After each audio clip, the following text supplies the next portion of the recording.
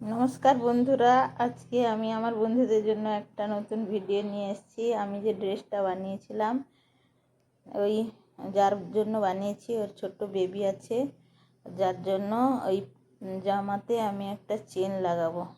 এটা আমি কোনো দিন করেছিলাম না, এই প্রথম করলাম। একটা আমি চেন নিয়েছি, এই সামনে এইভাবে চেনটাকে আমি মেপে নিলাম। মেপে নিয়ে কতটা উঁচুতে লাগাতে হবে সেইভাবে করে একটা কাপড়কে আমি 2 ইঞ্চি কেটে তাকে ফোল্ড করে নিয়েছি, যাতে চেনের উপর ঢাকনা হিসাবে থাকে। চেনটা যে আছে বোঝাই যাবে না, একটা বেল্টের মতো বসে থাকবে। এই জন্য আমি এই সিস্টেমটা করেছি। ওইটা তৈরি করে নিয়ে আমি আগে সেটাকে বসিয়ে নিচ্ছি।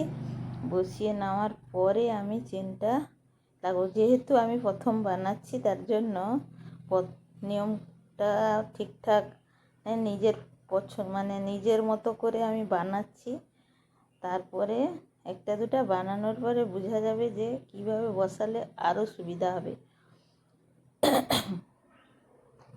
বন্ধুরা দেখুন আমার ভিডিও, আমার কাজ যদি আপনাদের পছন্দ হয়ে থাকে তাহলে আমার ভিডিওটা লাইক করে দিবেন, শেয়ার করে দিবেন, এবং আমার নতুন নতুন ভিডিও কীরকম ভিডিও দেখতে চান বলবেন, আমি সেইভাবে করার চেষ্টা করব।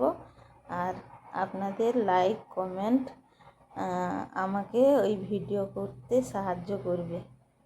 আমার কাজ যদি ভালো লেগে থাকে তাহলে আমাকে এই সাহায্যটুকু আপনারা করবেন। এই যে দেখুন, এইভাবে আমি এই যে কাপড়টা বসিয়েছিলাম তার চেন বসিয়ে তার উপরে আমি একটা চাপ সেলাই দিয়ে নিচ্ছি। চাপ সেলাইটা দিয়ে নিলে সেটা ঢাকনা হিসাবে নিচের দিকে ঘুরে যাবে কাপড়টা। তারপর দেখতে থাকুন আমি যেভাবে কাজগুলো করছি সেইভাবে দেখুন। নতুন যদি কেউ হয়ে থাকেন, এভাবে চেন বসিয়ে বেবিকে ফিডিং করানোতে কত সুবিধা হয় সেটা বুঝতে পারবেন। আমি যার ড্রেসটা বানাচ্ছি সে আমাকে বলেছিল এইভাবে করে দিতে।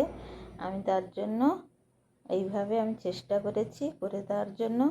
করার পর দেখলাম হ্যাঁ ঠিকই আছে, কোনো অসুবিধা হয়নি।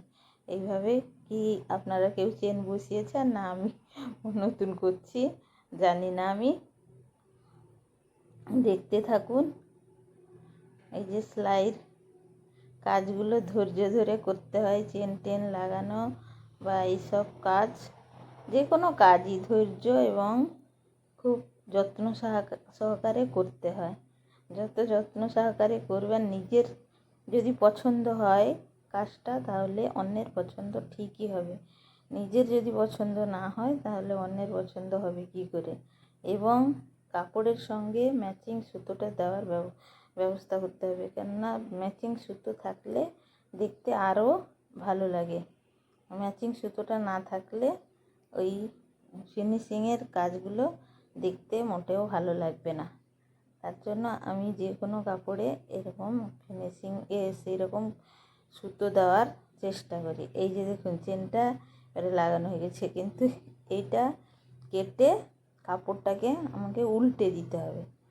এইভাবে আমি কাপড়টাকে কেটে উল্টে দিয়েছি। আমার বন্ধুরা সেলাইয়ের কাজ যারা করে, যারা আমার ফলোয়ার্স বা ফ্রেন্ড আছেন, তারা কি পদ্ধতিতে করলে ভালো হবে একটু আমাকে জানালে আমি আরও উপকৃত হব।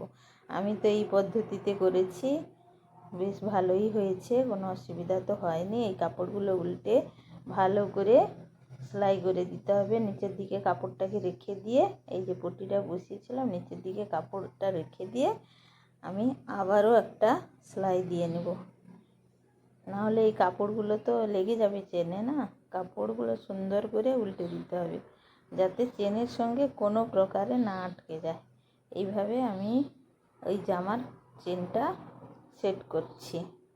দেখুন কেমন লাগছে। এই যে দেখুন হয়ে গেছে। এই যে চেনের কভার বলেছিলাম, এই যে চেন লাগানো আমার হয়ে গেল এবং জামাটাও পুরোটা তৈরিও হয়ে গেছে।